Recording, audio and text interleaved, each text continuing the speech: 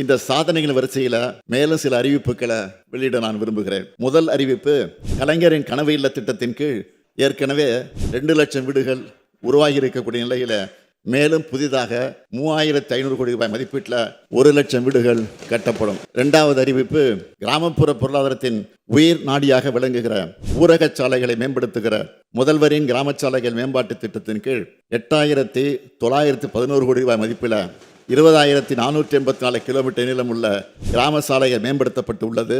மேலும் புதிதாக 1088 கோடி ரூபாய் மதிப்பீட்டில் சுமார் 2200 கிலோமீட்டர் கிராம சாலைகள் மேம்படுத்தப்படும். மூன்றாவது அறிவிப்பு, ஏழை மற்றும் விளிம்பு நிலையில் வாழும் மக்களை பாதுகாக்கும் சமூக பாதுகாப்பு திட்டத்தின் கீழ் ஏற்கனவே 33,60,000க்கும் மேற்பட்ட மூத்த குடிமக்கள், மாற்றுத்திறனாளிகள், கைம்பெண்கள், விவசாய தொழிலாளர்கள், விவசாயிகள், கணவனால் கைவிடப்பட்ட ஆதரவற்ற பெண்கள் மற்றும் 50 வயதுக்கு மேற்பட்ட ஆதரவற்ற திருமணமாகாத பெண்கள் மாதாந்திர ஓய்வூதியம் பெற்று வரும் நிலையில் உங்களுடன் ஸ்டாலின் திட்டத்தின் கீழ் அளித்த விண்ணப்பங்கள் உள்ளிட்ட கோரிக்கைகளின் அடிப்படையில் கூடுதலாக 1,80,000 நபர்களுக்கு மாதாந்திர ஓய்வூதியம் வழங்கப்படும். இதற்கான விழா வரும் 4/2/2026 அன்று தமிழ்நாடு முழுவதும் நடைபெறும் மகிழ்ச்சியுடன் தெரிவித்துக் கொள்கிறேன். அடுத்த அறிவிப்பு, இந்தியாவில் வேறு எந்த மாநிலத்திலும் இல்லாத வகையில் முதல் முறையாக முத்தமிழறிஞர் கலைஞர் அவர்கள் தான் 2008 சத்துணவு ஊழியர்களுக்கு காலமுறை ஊதியம் வழங்கினார்.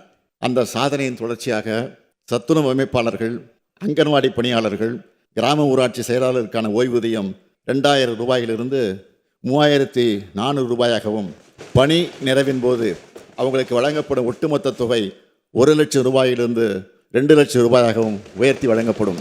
குறு அங்கன்வாடி பணியாளர்கள் மற்றும் வனக்கள பணியாளர்களுக்கான சிறப்பு ஓய்வூதியம் 2,000 ரூபாயிலிருந்து 3,200 ரூபாயாகவும், பணி நிறைவின் போது அவர்களுக்கு வழங்கப்படும் ஒட்டுமொத்த தொகை 1 லட்சம் ரூபாயிலிருந்து 2 லட்சம் ரூபாயாகவும் உயர்த்தி வழங்கப்படும்.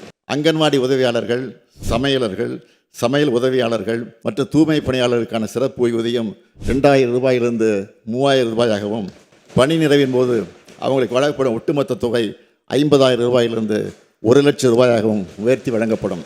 சிறப்பு ஓய்வூதியம் பெற்று வரும் சத்துணவு அமைப்பாளர்கள், அங்கன்வாடி பணியாளர்கள், கிராம ஊராட்சி செயலர்கள் இறந்து விட்டால் அவங்களுடைய குடும்பத்துக்கு குடும்ப ஓய்வூதியமாக 1,200 ரூபாயும், மேலும் சிறப்பு ஓய்வூதியம் பெற்று வரும் குறு அங்கன்வாடி பணியாளர்கள் மற்றும் வனக்கல பணியாளர்கள் உள்ளிட்ட இதர சிறப்பு காலமுறை உதவி பணியாளர்கள் இறந்து விட்டால் அவங்களுடைய குடும்பத்துக்கு குடும்ப ஓய்வூதியமாக 1,100 ரூபாயும் வழங்கப்படும். மேலும் சிறப்பு ஓய்வூதியம் பெற்று வரும் அங்கன்வாடி உதவியாளர்கள், சமையலர்கள், சமையல் உதவியாளர்கள் மற்றும் தூய்மை பணியாளர்கள் உள்ளிட்ட இதர சிறப்பு காலமுறை ஊதிய பணியாக இறந்துவிட்டால் அவங்களுடைய குடும்பத்துக்கு ஓய்வூதியமாக 1,000 ரூபாய் வழங்கப்படும்.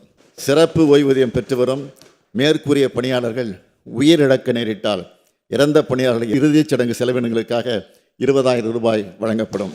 இந்த அறிவிப்புகள் மூலம் தற்போதுள்ள சிறப்பு காலமுறை ஊதிய பணியிடங்களில் பணிபுரிந்து வரும் பணியாளர்களும், இத்தகைய பணியிடங்களில் பணிபுரிந்து ஓய்வு பெற்ற 1,50,000 லட்சத்திற்கும் மேற்பட்ட ஓய்வூதியாளர்களும் அவருடைய குடும்ப உறுப்பினர்களும் பயனடைவாங்க.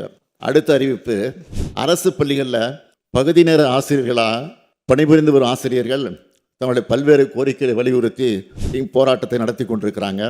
இந்த கோரிக்கைகளில் ஆசிரியர்களுக்கான ஊதிய உயர்வு மற்றும் விடுமுறை காலமான மே மாதத்தில் அவங்க கோரின ஊதியம் ஆகியவை ஏற்கனவே அறிவிக்கப்பட்டுள்ளது.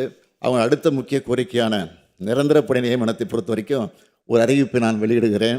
அரசு பள்ளிகளில் காலியாக இருக்கக்கூடிய நிரந்தர ஆசிரியர் பணியிடங்களில் பகுதி நேர ஆசிரியர்கள் நியமனம் செய்யப்பட ஏதுவா, இதற்கான தேர்வுகளில் பகுதி நேர ஆசிரியர்களின் பணிக்காலத்தை அடிப்படையாக கொண்டு அவங்களுக்கு சிறப்பு மதிப்பெண் அளிக்கப்படும். இதற்கான ஆணைகள் விரைவில் வெளியிடப்படும்.